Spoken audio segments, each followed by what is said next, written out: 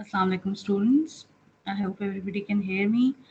Okay, so this lecture is about CPU scheduling.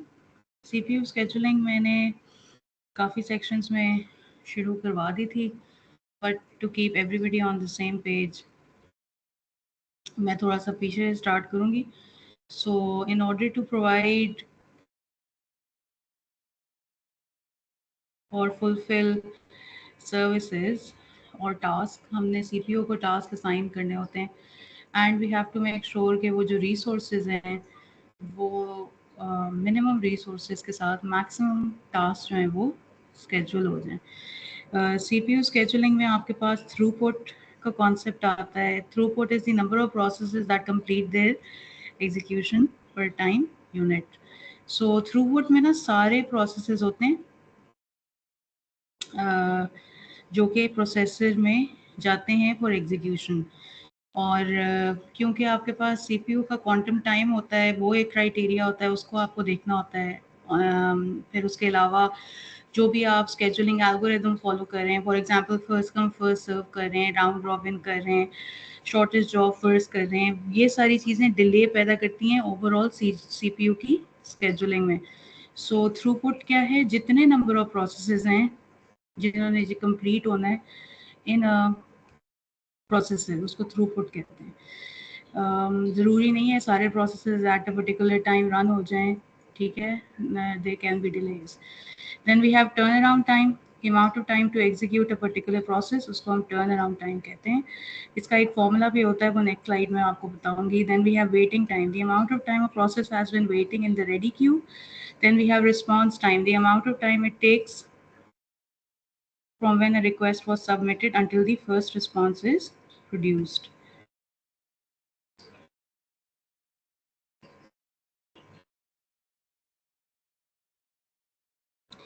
Okay, so scheduling को enhance करने के लिए हमने मैक्सिमाइज करना होता है सीपीयू यूटिलाइजेशन को, मैक्सिमाइज करना होता है number of processes that are running on the CPU, minimize करना होता है turn around time and minimize करना होता है वेटिंग टाइम. सो अगर आप एक एफिशिएंट स्केजुलिंग एल्गोरिदम बनाना चाहते हैं, you need to optimise all these things. So जो फर्स्ट एल्गोरिदम है जो हमने देखना है, that is first come first serve, ठीक है, जिसके अंदर आपके पास नंबर ऑफ प्रोसेसेस हैं और उसके साथ आपके पास जो अमाउंट ऑफ टाइम है वो दिया हुआ है हर प्रोसेस का जो लगता है. सो फर्स्ट कम फर्स्ट सर्व का मतलब ये है कि जो भी प्रोसेस है उसका जो भी अमाउंट ऑफ टाइम है, अगर वो फर्स्ट पे अराइव किया है, ठीक है ना, first process is going to run first. So जो भी प्रोसेस है, इस केस में P1 है, सो इसका जो बर्स्ट टाइम या टोटल टाइम रिक्वायर्ड जो है वो 24 है और 24 यूनिट्स लेके ये एग्जिट करेगा CPU. Then we have process 3 and process 2. So process 2 second arrive हुआ था, उसको 3 यूनिट्स दिए and then we proceeded to process 3. Okay, so जो जितने भी ये स्केजुलिंग एल्गोरिथम्स हैं इनके अंदर हम वेट टाइम ज़रूर कैलकुलेट करते हैं. सो वेट टाइम क्या होता है? वेट टाइम जो अराइवल टाइम है और जितना टाइम वेट करना पड़ रहा है उसको हम वेट टाइम कहते हैं. सो फॉर एग्जांपल अगर P1 का हम अराइवल टाइम देखें तो जो अराइवल टाइम होगा वही उसका वेट टाइम होगा. यानी P1 जो है that is arriving at 0 units. So वो 0 पे एंटर हो गया तो इसने कोई भी वेट नहीं किया, इसलिए इसका P1 जो है उसका वेट टाइम 0 है. Then we have P2. P2 जो है उसने 24 यूनिट्स वेट किया है, सो उसका वेट टाइम इज़ 24. P3 जो है वो 27 यूनिट्स पे स्टार्ट हुआ है, इसका मतलब है इसका जो वेट टाइम है वो 27 है.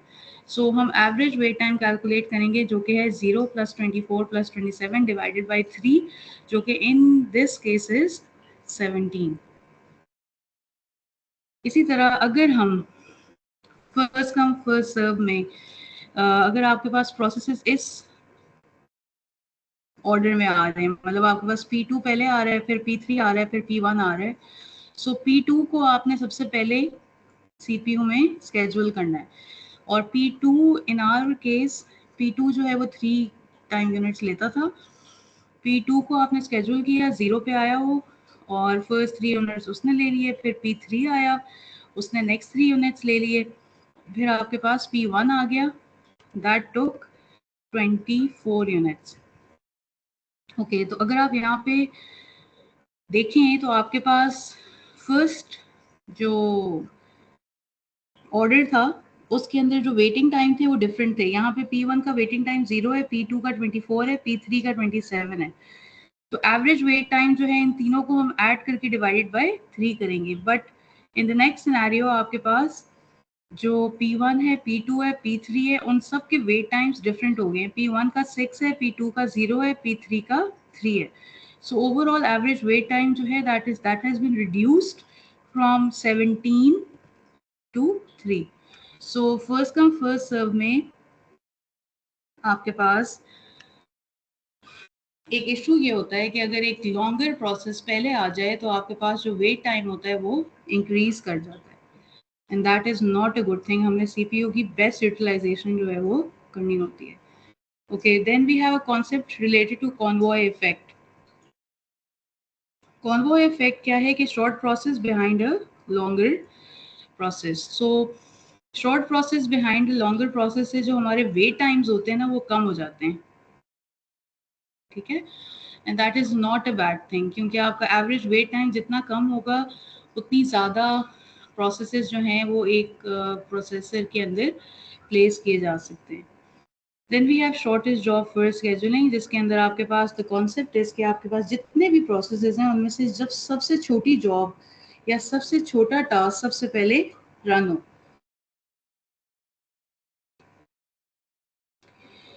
अच्छा, सो देर आर टू एल्गोरिथम, जिसके अंदर फर्स्ट है शॉर्टेज जॉब फर्स्ट और सेकंड है shortest remaining time first. Shortest remaining time first जो है उसके अंदर प्रायोरिटी मैटर करती है और शॉर्टेस्ट जॉब फर्स्ट में प्रायोरिटी मैटर नहीं करती। सो शॉर्टेस्ट जॉब फर्स्ट में आपने सबसे पहले उस जॉब को या उस टास्क को सीपीयू टाइम देना है जो सबसे कम टाइम ले रही है। बर्स्ट टाइम जिसका सबसे मिनिमम है उसको आपने सीपीयू के अंदर प्लेस कर देना है। बट जो शॉर्टेस्ट रिमेनिंग टाइम फर्स्ट है उसके अंदर प्रायोरिटी मैटर करती है। आपने सिर्फ सबसे छोटी जॉब नहीं लेनी, आपने प्रायोरिटी भी देखनी है। अगर प्रायोरिटी किसी लॉन्गर प्रोसेस की ज़्यादा है तो उसको आपने पहले प्रोसेसर के अंदर जाना है, डालना है। सो शॉर्टेस्ट जॉब फर्स्ट देख लेते हैं। शॉर्टेस्ट जॉब फर्स्ट में आपके पास फॉर एग्जांपल ये 4 प्रोसेसेस हैं, P1, P2, P3, P4। इन सब के अलॉटेड टाइम साथ दिए हुए 6, 8, 7 और 3। सो शॉर्टेस्ट जॉब फर्स्ट में प्रायोरिटी नहीं होती, ठीक है। सो शॉर्टेस्ट जॉब फर्स्ट में आपने यहाँ पे सबसे शॉर्टेस्ट जो टास्क था वो P4 का था, ठीक है। तो आपने P4 को 0 to 3 यूनिट्स दे दिए और वो कंप्लीट हो गया। Then we have second shortest जो कि आपके पास है P1, उसको दे दिया। Then we have third shortest जो कि आपके पास है 8, P3 को दे दिया, सॉरी जो कि आपके पास है 7 जो आपने P3 को दे दिया। एंड देन आपके पास है P2 जो कि आपने एट द एंड ऑपरेट कर दिया। तो इसमें जो भी शॉर्टेस्ट टास्क होता है उसको आप असाइन कर देते हैं, ठीक है। और ये नीचे इसका एवरेज वेटिंग टाइम लिखा हुआ है, जो भी वेट टाइम था उस प्रोसेस का उसको यहाँ पे प्लेस कर दिया। सो जिस तरह P4 है उसका वेट टाइम नहीं था, कोई भी नहीं था, 0 था। P1 जो है उसका वेट टाइम 3 था। P3 जो है उसका वेट टाइम 9 था। P2 जो है उसका वेट टाइम 16 था। डिवाइडेड बाय 4 तो हमारा एवरेज वेट टाइम आ गया 7। ओके, सो शॉर्टेस्ट जॉब फर्स्ट में एक कॉन्सेप्ट होता है जो कि हम पहले कर रहे थे, इसको हम कहते हैं static placement of processes. Static placement of processes ये है कि आप खुद डिटर्मिन करें आपको जो सबसे छोटा लग रहा है उसको आप सीपीयू का टाइम दे दें। लेकिन आप इसी को थोड़ा सा और बेहतर कर सकते हैं। What you can do is के आप एक एस्टिमेशन एल्गोरिदम लगा सकते हैं जिसके थ्रू आप एस्टिमेट करें कि आपका जो टाइम है वो कितना लगेगा एक प्रोसेस को एग्जीक्यूट करने में, या आप कह लो कि जो नेक्स्ट शॉर्टेस्ट टास्क है उसको डिटर्मिन करने के लिए आप ये फॉर्मूला लगा सकते हैं। सो फॉर्मूला क्या है? फॉर्मूला जो है ना वो ये है, इसमें इसको कैपिटल टी को टॉट भी कह सकते हैं, इसको हम एज टाइम टेकन भी कह सकते हैं। बुक में इसको टॉट नहीं कहा हुआ, ठीक है। जो फॉर्मूला है वो ये है Tn+1, यानी कि आपने नेक्स्ट साइकिल में जो शॉर्टेस्ट जॉब है उसको निकालना है, राइट। तो Tn+1 जो है उसकी वैल्यू, जो कि Tn+1 क्या है, it is the estimated burst time for the next process. फिर आपके पास है अल्फा, अल्फा की वैल्यू 0 to 1 के बीच में लाई करती है। टी ऑफ एन क्या है, टी ऑफ एन जो है ना वो करंट प्रोसेस है, यानी कि आपके पास जो करंट प्रोसेस चल रहा है सीपीयू में, जिसकी बेसिस पे आपने नेक्स्ट प्रोसेस निकालना है, वो टी ऑफ एन है। और टी प्रेव जो है वो आपके पास प्रीवियस साइकिल में जो प्रोसेस था वो है। सो यहाँ पे ये मैंने बेहतर फॉर्मूला इसलिए भी डाला है क्योंकि जो लास्ट फॉर्मूला था उसमें टी ऑफ एन सिर्फ स्मॉल टी और कैपिटल टी के डिफरेंस के साथ लिखे हुए थे, वो इतना क्लियर नहीं था। सो फॉर एग्जांपल हम इसकी एक एग्जांपल देख लेते हैं। Calculate the exponential averaging with t1 is equals to 10, alpha is equals to 0.5, and the algorithm is SJF with previous runs as 8, 7, 4 and 16. So इन्होंने कहा है कि हमें एक्सपोनेंशियल एवरेजिंग निकालनी है इस फॉर्मूले से, ठीक है। सो इनिशियली जो हमारे पास T1 है वो 10 है, अल्फा 0.5 है, और एक्चुअल बर्स्ट टाइम की जो फर्स्ट वैल्यू है वो 8 है, सेकंड 7 है, थर्ड 4 है, और फोर्थ जो है वो 16 है।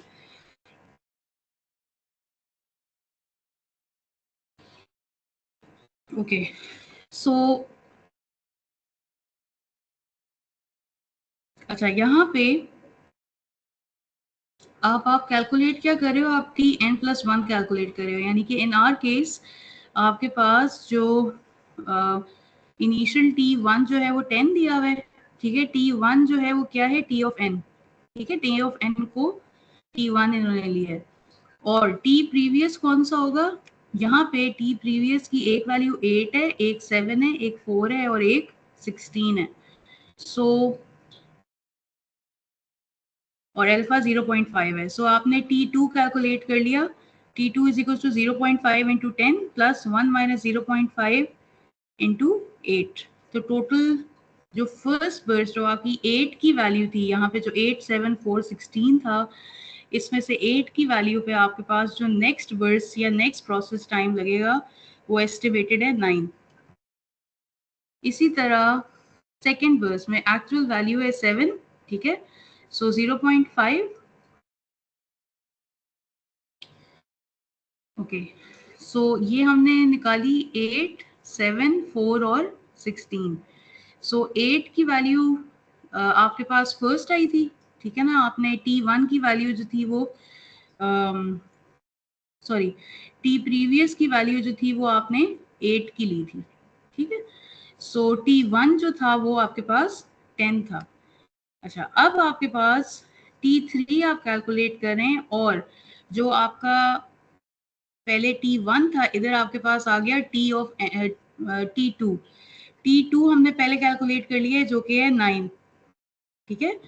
सो 0.5 इंटू 9 प्लस 1 माइनस 0.5 इंटू 7। इस केस में आपके पास जो एक्चुअल प्रीवियस वैल्यू है वो 7 की है, तो आपके पास जो सेकेंड बर्स्ट आया उसकी वैल्यू आ गई 8, और वो किसकी वैल्यू है, T ऑफ 3 की।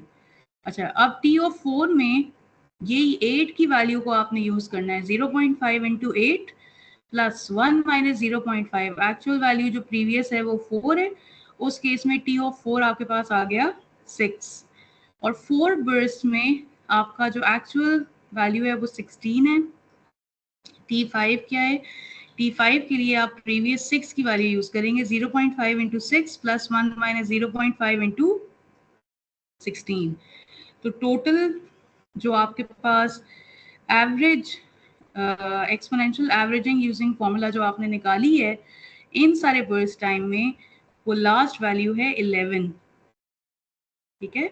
सो बेसिकली हम ये जो एक्सपोनेंशियल एवरेजिंग निकालते हैं, ये हमने नेक्स्ट प्रोसेस का की एवरेज वैल्यू निकालनी होती है। उसके लिए इट इज़ बेस्ट कि आपके पास प्रीवियस जितने प्रोसेसेस हैं उन सब के बर्स्ट टाइम हो, और फिर आप वन बाय वन उनके बर्स्ट टाइम से रिलेटिवली एग्जैक्ट वैल्यू, या आप उन उसकी प्रोग्रेशन में अपनी वैल्यू निकाल सकें इस फॉर्मूले से।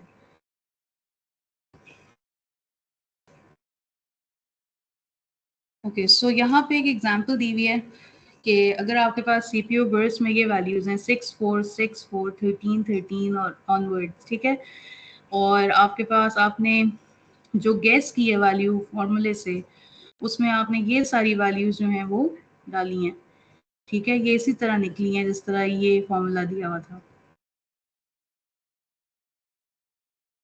ओके, सो यहाँ पे कुछ एग्जांपल्स हैं। एक्सपोनेंशियल एवरेजिंग का जो फॉर्मूला है उसको हम डिफरेंट आइट्रेशंस या डिफरेंट फॉर्मुलेशंस में प्लेस कर सकते हैं। यहाँ पे इन्होंने एग्जांपल दिया है कि अगर हम एक्सपोनेंशियल एवरेजिंग का फॉर्मूला जो कि ये है दिस वन, इस फॉर्मूले के अंदर अगर हम अल्फा की वैल्यू ज़ीरो कर दें, अगर अल्फा की वैल्यू ज़ीरो हो जाएगी तो alpha into T of N है, ठीक है, ये पूरा ज़ीरो हो गया, और 1 - अल्फा जो है वो भी मल्टीप्लाई हो जाएगा टी ऑफ प्रीवियस वैल्यू से, तो आपके पास सिर्फ प्रीवियस वैल्यू रह जाएगी। सो आपके पास टी एन प्लस वन जो है वो equal to T of N, यानी कि जो प्रीवियस बर्स्ट है वही इक्वल हो जाएगा। लेकिन अगर आपके पास अल्फा की वैल्यू वन से रिलेटेड है या वन है, उस केस में आपके पास जो एक्चुअल वैल्यू रह जाएगी वो alpha into T of N है। टी ऑफ एन क्या है? करंट प्रोसेस है, प्रीवियस वाला नहीं है, टी ऑफ एन है। यहाँ पे आप देखें 1 - अल्फा, अल्फा 1 था, ये 0 हो गया, 0 into T of previous value, ये मल्टीप्लाई हुआ, वो टोटल 0 हो गया। सो आपके पास जो रिमेनिंग वैल्यू रह जाती है वो अल्फा टी ऑफ एन है। सो इन्हीं दो वैल्यूज़ को इन्होंने फॉर्मूला में प्लेस किया है। इन्होंने alpha T of N plus 1 - alpha T of N को फॉर्मूला में प्लेस किया है, और इन्होंने एक रिकरेंस बनाई है। Since both alpha and 1 - alpha are less than और equal to 1, each successive term has less weight than its predecessor. So आप एक रिकरेंस या एक सीक्वेंस बना सकते हैं, ठीक है, इस फॉर्मूले को और एक्सपैंड कर सकते हैं, जिसमें आप सब्स्टिट्यूट करेंगे values T of N plus one is equals to T of N कर देंगे, और आपके पास एक जगह जो T of N plus one है वहाँ पे आप अल्फा टी ऑफ एन कर देंगे। So then you can measure the behaviour of alpha, कि अल्फा का जब बिहेवियर 0 होता है या अल्फा का बिहेवियर 1 होता है, तो उस केस के अंदर आप इस फॉर्मूले को किस तरह चेंज कर सकते हैं। ओके, सो नेक्स्ट एल्गोरिथम है शॉर्टेस्ट रिमेनिंग टाइम फर्स्ट। सो शॉर्टेस्ट रिमेनिंग टाइम फर्स्ट जो है उसके अंदर आपके पास ये इन्होंने क्वेश्चन दिया हुआ है।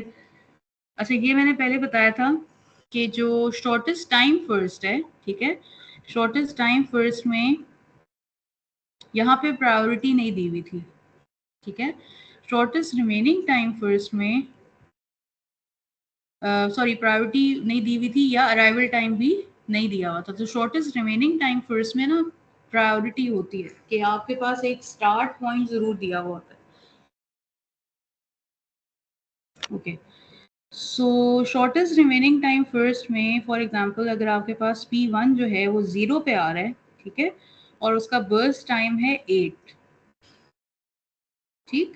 सो हमने P1 को डाला 0 पे, और उसका जो बर्स्ट टाइम था वो था 8, लेकिन बर्स्ट टाइम अभी कंप्लीट नहीं हुआ, और P2 की अराइवल आ गई है। P2 जो है वो 1 पे अंदर आ गया। सो आप क्या करेंगे, आप P2 को अंदर आने देंगे। शॉर्टेस्ट जॉब फर्स्ट में आप P2 को अंदर नहीं आने देते, आपने जो एक जॉब है, एक टास्क है, उसको पहले रन करना है पूरा कंप्लीट, और फिर सेकंड को एंटर करना है। शॉर्टेस्ट रिमेनिंग टाइम फर्स्ट में आपने जो अराइवल टाइम है उसके ऊपर सेकंड प्रोसेस को जगह देनी है। So at time 0 P1 starts executing, at time 1 P2 arrives and preempts P1 because P2 has shorter burst time जो कि है 4 यूनिट्स का। अच्छा, शॉर्टेस्ट रिमेनिंग टाइम में ना आपने कंपैरिजन भी करना होता है। फॉर एग्जांपल अगर आपके पास 0 के ऊपर P1 आया है और 1 के ऊपर P2 आया है, ठीक है, जिसका जो टास्क टाइम है वो 4 है, और P1 जो है उसका जो टास्क टाइम था जो रिमेनिंग रह गया है दैट इज 7। सो अगर फॉर एग्जांपल P1 का जो रिमेनिंग टाइम होता वो 4 से कम होता तो आप P1 को ही उधर रहने देते, ठीक है। लेकिन यहाँ पे P1 का जो रिमेनिंग टाइम था वो ज्यादा था 4 से, तो उस केस में आपने P2 को एंटर होने दिया। ओके, सो P2 जो है वो एग्जीक्यूट हो रहा होगा, अराइवल टाइम आएगा P3 का। P3 का जो अराइवल टाइम है वो है 2, तो यहाँ पे कहीं पे 2 पे वो एंटर होगा, लेकिन एंटर होने नहीं देंगे। क्यों? क्योंकि जो आपके पास P3 है उसका बर्स्ट टाइम है 9, 9 इज ग्रेटर देन 4, सो आप P2 को कंप्लीट करेंगे और 5 तक P2 जो है वो कंप्लीट हो जाएगा। अच्छा, फिर आपके पास जो रिमेनिंग टास्क रह गए वो थे P4, P1 और P3। सो P4 जो है वो 5 के ऊपर एंटर होगा, ठीक है, और 5 पे वो एंटर होगा। At time 5, P2 finishes execution. Now P4 preempts P1 since P4 has a shorter burst time, ठीक है। फिर हम P4 को एंटर करेंगे। At time 10, P4 finishes, P1 resumes execution with 7 units of burst time remaining. At time 17, P1 finishes execution. At time 17, P3, which arrived at time 2, starts executing and finishing at time 26. So, आपके पास इस तरह सारे remaining processes run करेंगे। सो shortest remaining time में आपका जो भी current process run हो रहा होता है उसका जो रिमेनिंग टाइम होता है उसको आप कंपेयर करते हैं सेकेंड प्रोसेस के रिमेनिंग टाइम से, अगर वो प्रायोरिटी में क्यू में घुस रहा है तो। ओके, सो जो शॉर्टेस्ट रिमेनिंग टाइम फर्स्ट का जो एल्गोरिदम है उसके अंदर जो एवरेज वेटिंग टाइम है उसका फॉर्मूला थोड़ा सा डिफरेंट है। उसके अंदर आपके पास जो आप पहले कैलकुलेट करते हैं टर्न अराउंड टाइम, ठीक है, और टर्न अराउंड टाइम का फॉर्मूला क्या है? Completion time minus arrival time. और जो वेटिंग टाइम है उसको कैलकुलेट करते हैं turn around time minus burst time. अच्छा, जो हमने पहले एवरेज कैलकुलेट की थी ना उसके अंदर आपके पास इतने वेरिएबल्स नहीं थे, मतलब आपको टर्न अराउंड टाइम कैलकुलेट नहीं करना पड़ा था या आपको वेटिंग टाइम कैलकुलेट नहीं करना पड़ा था। यहाँ पे क्यों करना पड़ रहा है? इसलिए करना पड़ रहा है क्योंकि जो शॉर्टेस्ट रिमेनिंग टाइम फर्स्ट का जो कॉन्सेप्ट है इसके अंदर आपके पास अराइवल टाइम का एक वेरिएबल है। जो शॉर्टेस्ट जॉब फर्स्ट था वहां पे अराइवल टाइम नहीं था, सिर्फ टास्क का जो टाइम था वो दिया हुआ था, ठीक है। सो टर्न अराउंड टाइम जो है वो किस तरह कैलकुलेट करते हैं? Completion time minus arrival time. So P1 जो है वो कब कंप्लीट हुआ? P1 कंप्लीट हुआ 17 पे और उसका अराइवल टाइम था 0।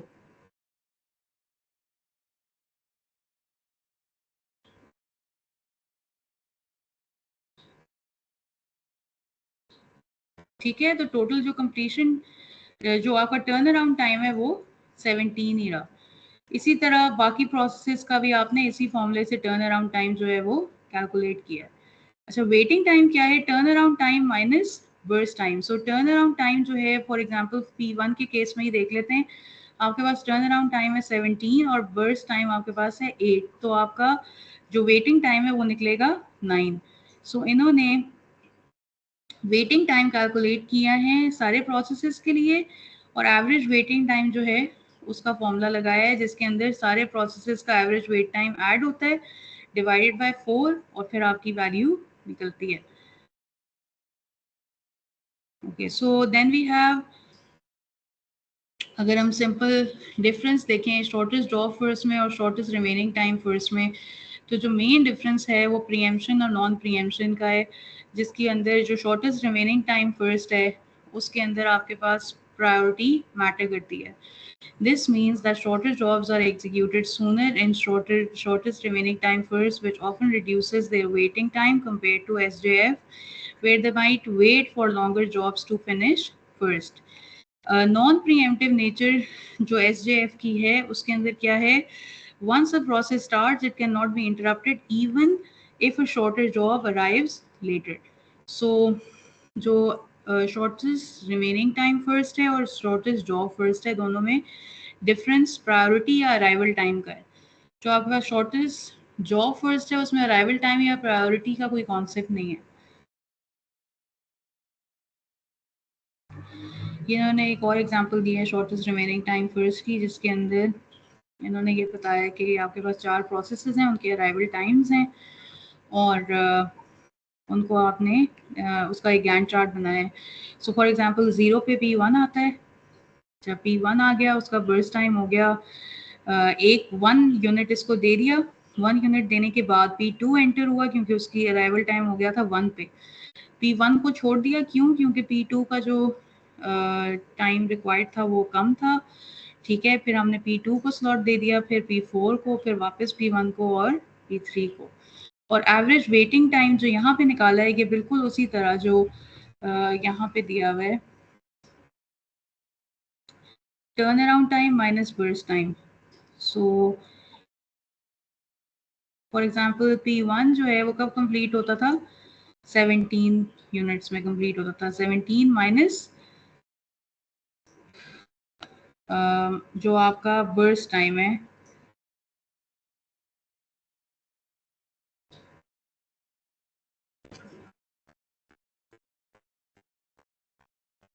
बर्स्ट टाइम था 8, ठीक है। ये वही प्रोसेस है, ठीक है। इसको इन्होंने इधर कैलकुलेट किया हुआ है। ये फॉर्मूला क्योंकि एक्सप्लेन नहीं हुआ था इसलिए मैंने पिछली स्लाइड्स में इसको एक्सप्लेन किया है।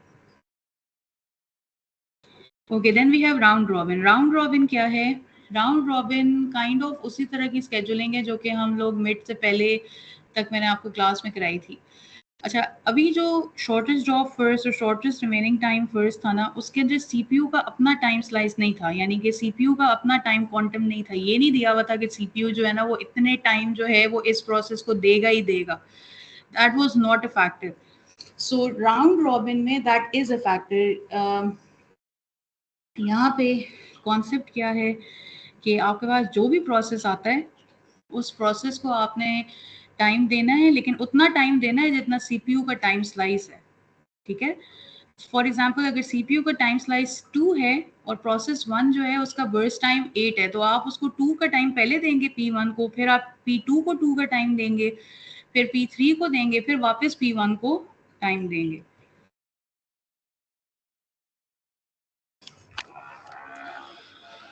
यहाँ पे with quantum time 4, so आपका P1 P2 P3 burst time पहले का है 24, P2 का है 3, P3 का है 3। इसमें आपने P1 को 4 क्वांटम टाइम दिया क्योंकि सीपीयू इतना ही दे सकता था। फिर आपने P2 को एंटर किया, P2 का टोटल टाइम 3 है, आपने 3 यूनिट्स दे दिए। P3 को एंटर कर दिया, उसको भी 3 यूनिट्स दे दिए। फिर आपका जितना रिमेनिंग टाइम था वो सारा का सारा P1 को एग्जीक्यूट करने में लग गया।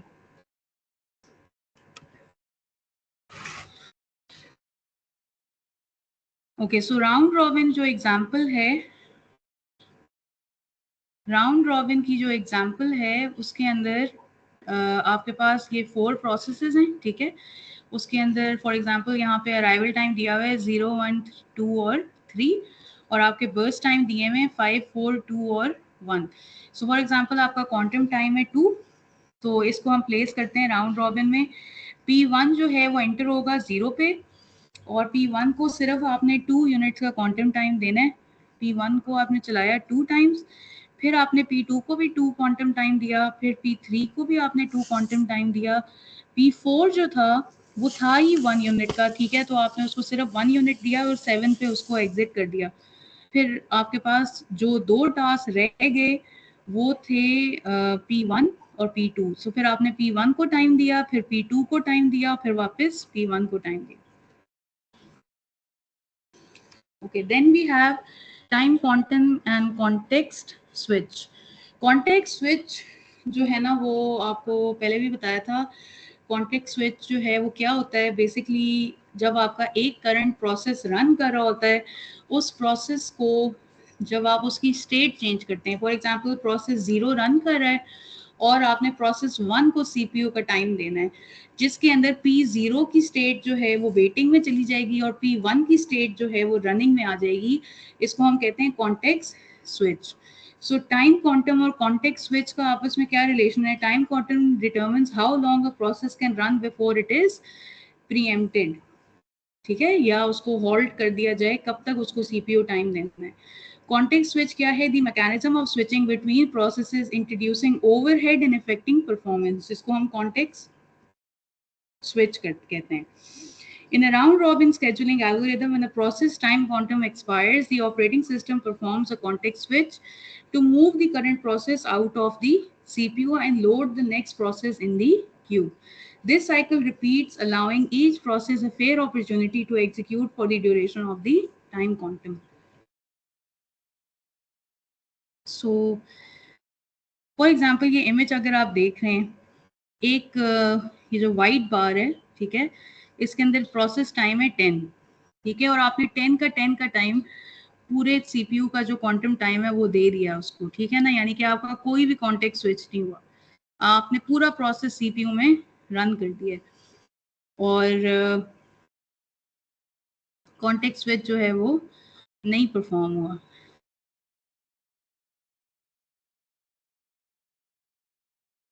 फिर आपके पास है टाइम क्वांटम ऑफ 6, ठीक है ना, यानी कि आपने टाइम क्वांटम यूज किया है, आपने हर टास्क को 6 यूनिट प्रोसेसर टाइम दिया, तो आपने 0 to 6 एक प्रोसेस को दिया और फिर उसके बाद सेकंड प्रोसेस को 6 to 10 में डिवाइड किया। तो आप ये कह सकते हैं कि आपके पास जो कॉन्टेक्स्ट स्विच हुआ है वो 1 का है, यानी कि एक प्रोसेस रन किया 6 तक और फिर उसके बाद बाकी रिमेनिंग सेकंड प्रोसेस जो है वो रन किया। अगर आपके पास क्वांटम 1 यूनिट का है, यानी कि हर टास्क को बस एक एक यूनिट देना है, तो उस केस के अंदर आपके पास जो टोटल 0 to 10 में जो डिवीजन होती है सीपीयू की या जो कॉन्टेक्स्ट स्विच होता है वो आपके पास टोटल 9 टाइम्स होता है। सो ये जो कॉन्टेक्स्ट स्विच होता है इससे आपके पास लेटेंसी बढ़ती है या डिले बढ़ता है, तो इट इज़ नॉट मतलब it is kind of a drawback, लेकिन ये करना भी ज़रूरी होता है क्योंकि आपने सेकंड प्रोसेस को भी टाइम देना है, आपने मल्टीपल प्रोसेसेस जो हैं उनको सीपीयू की शेड्यूलिंग में इन्वॉल्व करना है।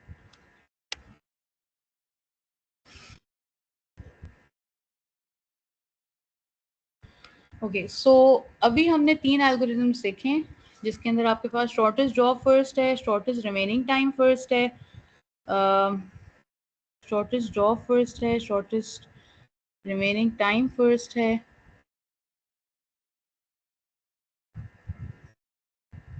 और राउंड रॉबिन है, ठीक है।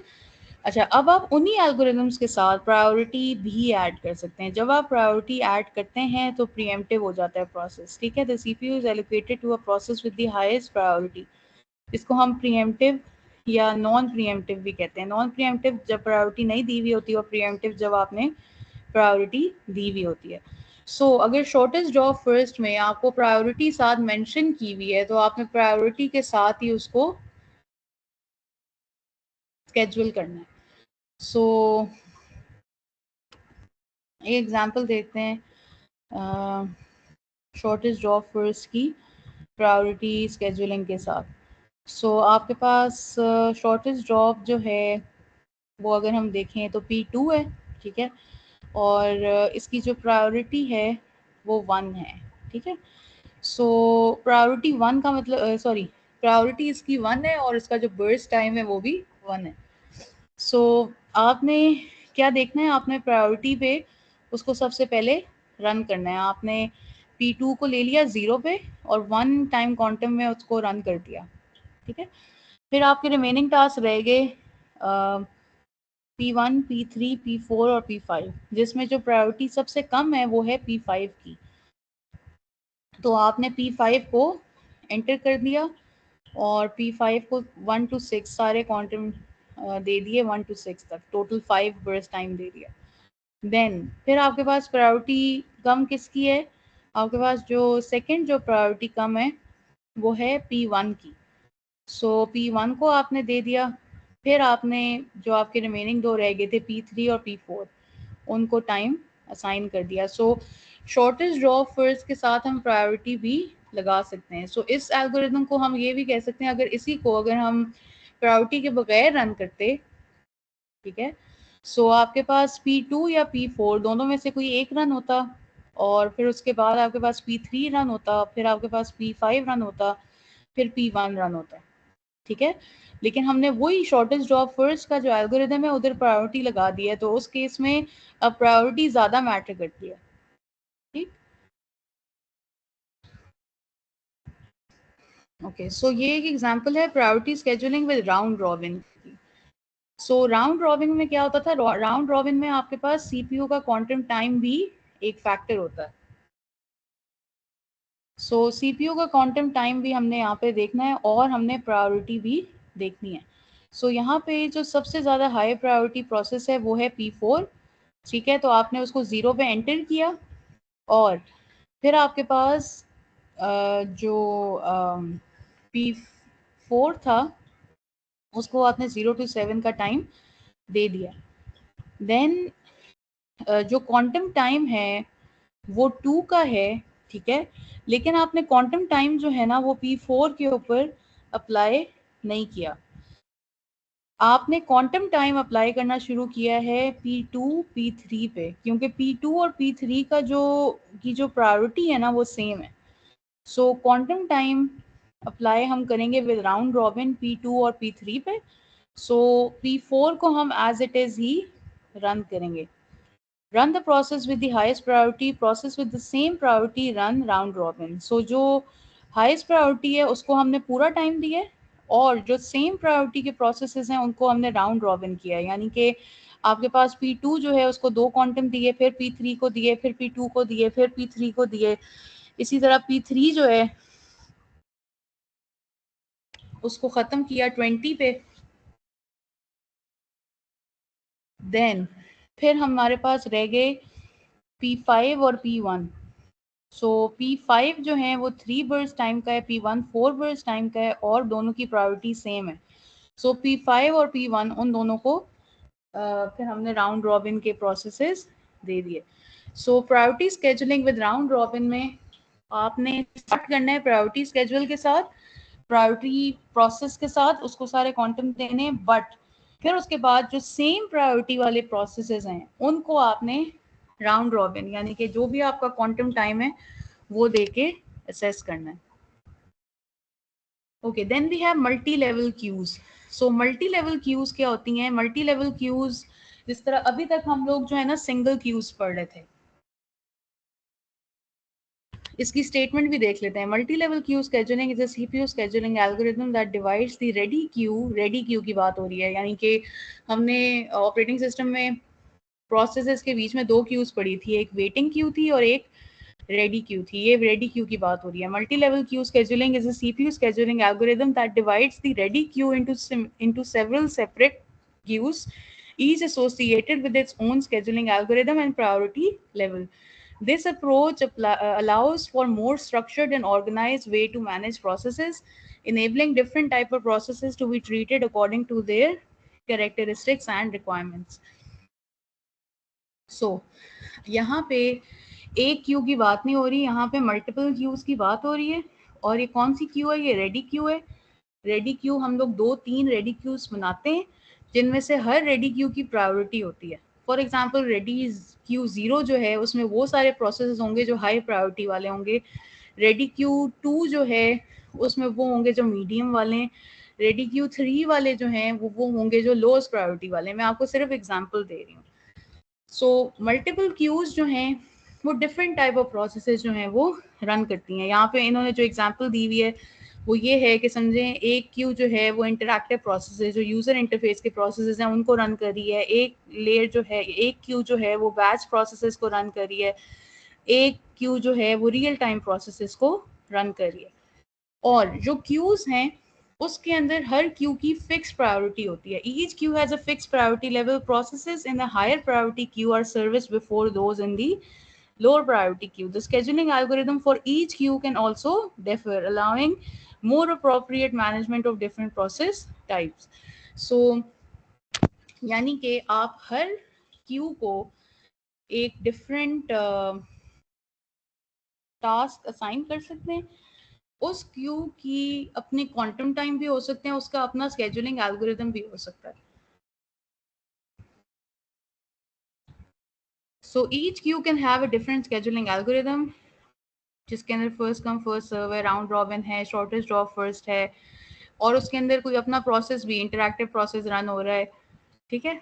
Process allocation. When a new process arrives, it is assigned to a specific queue based on its characteristics.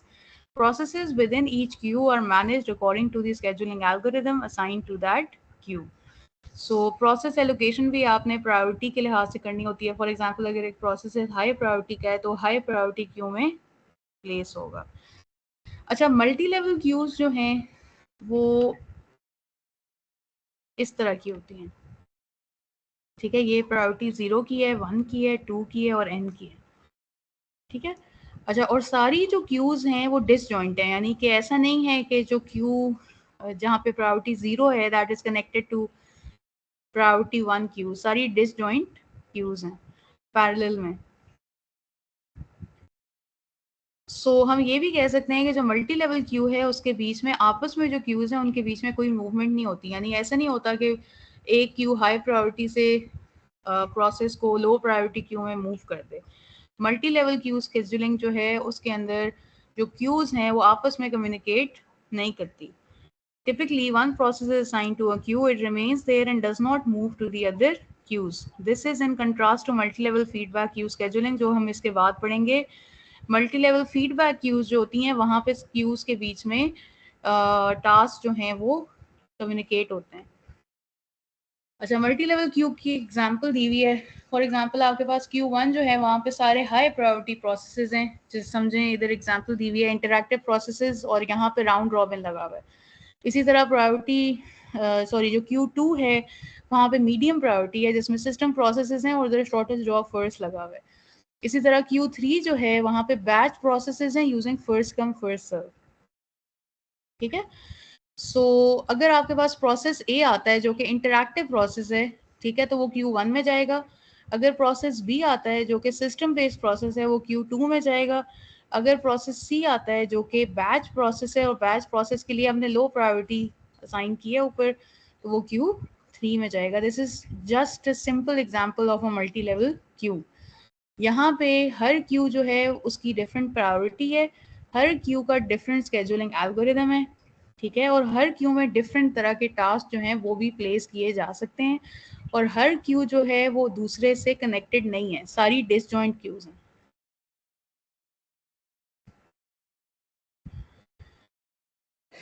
ये वही कॉन्सेप्ट फिर से बताया हुआ है। फॉर एग्जांपल जो हाईएस्ट प्रायोरिटी है वो सबसे ऊपर प्लेस होगी और जो लोएस्ट प्रायोरिटी है वो सबसे नीचे होगी, और टाइप ऑफ टास्क से आपकी मल्टी लेवल क्यू जो है वो डिटर्मिन होती है। एक क्यू में सारे रियल टाइम प्रोसेसेस हैं, दूसरे में सिस्टम प्रोसेसेस हैं, थर्ड में इंटरैक्टिव प्रोसेसेस हैं, फोर्थ में बैच प्रोसेसेस हैं। अच्छा, फिर आपके पास एक और type of multi level queue आती है जिसको हम कहते हैं multi level feedback queues. So multi level feedback queues क्या हैं? It is a scheduling algorithm used in operating systems to manage the execution of processes. It is designed to optimize responsiveness and efficiency of process scheduling by allowing processes to move between priority levels. So यहाँ पे multiple cues हैं और हर Q में different algorithm भी लगा हुआ है, और प्रोसेसेस जो हैं वो डिफरेंट क्यूज के बीच में मूव कर सकते हैं। A process can move between various queues. Multi-level feedback queue scheduler defined by the following parameters: number of queues, scheduling algorithms for each queue, method used to determine when to demote a process, when to upgrade a process, method used to determine which queue a process will enter when the process needs service.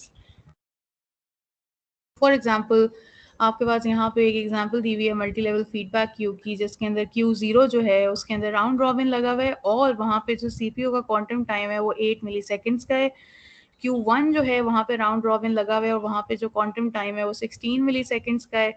Q2 जो है वहाँ पे first come first सर्व लगा हुआ है। ठीक है, और यहाँ पे कोई भी क्वांटम टाइम नहीं है।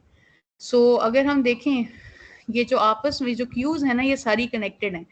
A new process enters Q0 which is served in round robin, ठीक है। When it gain CPU the process receives 8 milliseconds, मतलब इस प्रोसेस को 8 मिलीसेकंड्स मिल जाते हैं क्वांटम टाइम।